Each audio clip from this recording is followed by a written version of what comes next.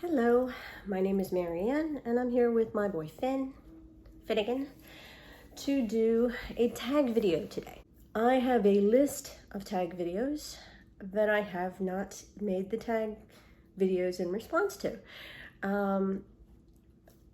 And not to discourage anybody from tagging me, I do love being tagged in tag videos. I really like doing them. I just haven't, I guess, gotten to them. So there's a little backlog list, and so today I'm making a little bit of a stab at that. I've been watching Charlie Heathcote over on his channel do tag videos all last week, and I think some the week before, and it just kind of made me think I have a list of tags that I have to do. So I am going to start with this tag, which is the Friends tag. I was tagged for this video by Charles Heathcote. I forget who he said originally tagged him, and she's the originator of the tag. I'll look that up and I'll put that down in the description below. So basically the idea is you take the letters in the word friends, and each letter stands for something and it's part of the tag. So Friends obviously begins with F for friendship. Name a book with a strong friendship in it. Now for this one, I went with one that I had recently reread in October, and went with the friendship that is portrayed in Eyre between Jane and Helen Burns. It's a small part of the story when you look at the fact that that's just her childhood where Helen occurs as a character, and there's a lot more story that goes after that. But I do think it's an incredibly touching and strong friendship that stays with you long after you read it. Just the depth of connection there was between these two girls who were essentially both left at this Lowood school, where they were treated horribly, and only really had each other as friends. So it's a friendship that does stick with me. So it definitely came to mind for this tag. And Our Real Life, a nonfiction book that you want to read. I started reading this one a bit back. I stopped. I don't know why. I never finished it. And that is The Glass Castle by Jeanette Walls. It is a memoir. It's a memoir of her childhood, which has a lot of dark things that happen in it, and that's probably also why I didn't finish it at the time. I don't know if I just wasn't in the mood for how dark it got, although I do often read dark books because this was reality and dark. It might have been a little much for my taste at the time. I am very much a mood reader, so I don't know. But I do intend to go back to it. So I would say that was one that I want to read because I definitely want to go back and finish it. Indie author.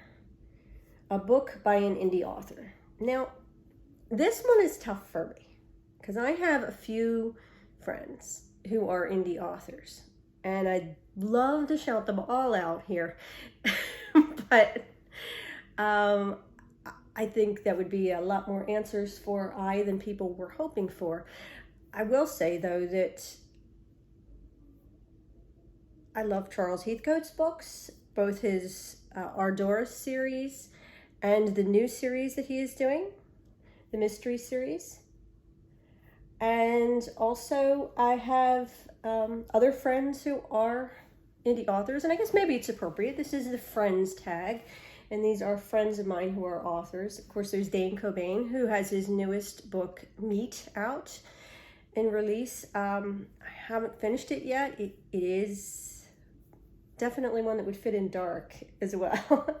And speaking of dark, I cannot forget a friend of mine from Twitter that I know who is also an indie author, Duncan Ralston. He writes some really, really dark, really graphic, I have to say, horror books. I've been meaning to do a video on his books because I do like his books, and I've read more than one of his books, and they're just very, very real horror. If you have to be ready for horror to read his books, but if you're into horror, they're great. I also have a friend named Richard Cardenas who has a booktube channel, Bookishly Richie, who is also an indie author and has a new book coming out in March of next year. It'll be out March 9th. It is a YA, horror fantasy retelling of a little princess, entitled Girls of Stories and Soul. So if you want to look for that, I'll definitely put a little picture in here so you can take a look at the cover to know what to look out for. He writes some good books. I will say I have read a few of his as well, and I haven't read this one obviously because it's not out yet, but I definitely recommend his writing as a whole. Okay, and since I really took liberties with the I, friends, we'll now move on to E, which is endings. A book where the ending made you scream. Here I guess I can be forgiven a little bit for having extra answers for I, because I have no answer for E. I honestly cannot think of a book where the ending made me scream. I'm really not sure what that says about me as a reader. I'm not sure though what books I would really say actually made me scream. Moving on for me to N, new book. A new book that you can't wait to buy. I did see today when I was looking through some sites with up-and-coming titles and newly released titles that Margaret Atwood has a new book out. It's her first in years of poetry. It's entitled Dearly. So I'm really looking to get my hands on that. I do love Margaret Atwood's writing, and really looking forward to seeing a new poetry book from her, because it has been years since she put a book of poetry out. And also, moving on, we have Dark, a book which has dark themes. For this one, it's one that I read not this year, but last, that came into mind. And it's a book entitled The Five. It's the lives of Jack the Ripper's women. It's by Hallie Rubenhold, and it is, just as it seems or sounds from the title, it is about the lives of Jack the Ripper's victims. It goes through the lives of the five women who Jack the Ripper killed, the famous five that have been identified as being his victims, and goes through really explaining in a fair way how they got to the circumstances and the conditions that got them to where they ended up, that got them to that ending that they had. A lot of times when you hear about Jack the Ripper, people assume that all of his victims were, in fact, prostitutes. And actually they weren't. And that's what they go through in The Five. It talks about what backgrounds these women really came from, and how it wasn't so much that they were women who had put themselves in that kind of situation and sort of blamed the victim for being there. It was that society and the way things were for women at the time put them in the positions that they got to.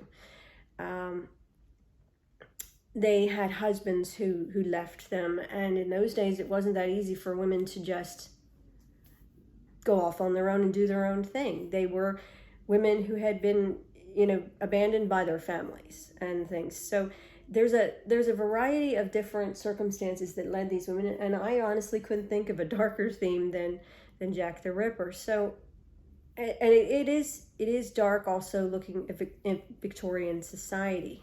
And I'm almost forgetting, it does have S at the end of friends, and that is share the love and tag some of your favorite channels. Now for this, I'm going to tag Richard at Bookishly Richie. I can't tag Charlie. I believe Charlie tagged Dane, so that would be one of my other people that I would go to. I'll tag the person who does Books Are Us. I've seen them put little mentions in my comments a few times. Also, the channel Bookstrict 9 Tribute, and Angela, also from Books Are My Heart, who does a cozy mystery book club that I am also a part of and do enjoy as well. So that's the Friends tag. I hope it came out okay, and honestly, the atmosphere with this wind has got to be interesting behind this video. It is a windy day, and I don't know if it's picking up on the camera, but if it is, it's definitely some wind that you're going to hear behind me. And I guess that's all for now. I will see you in the next one.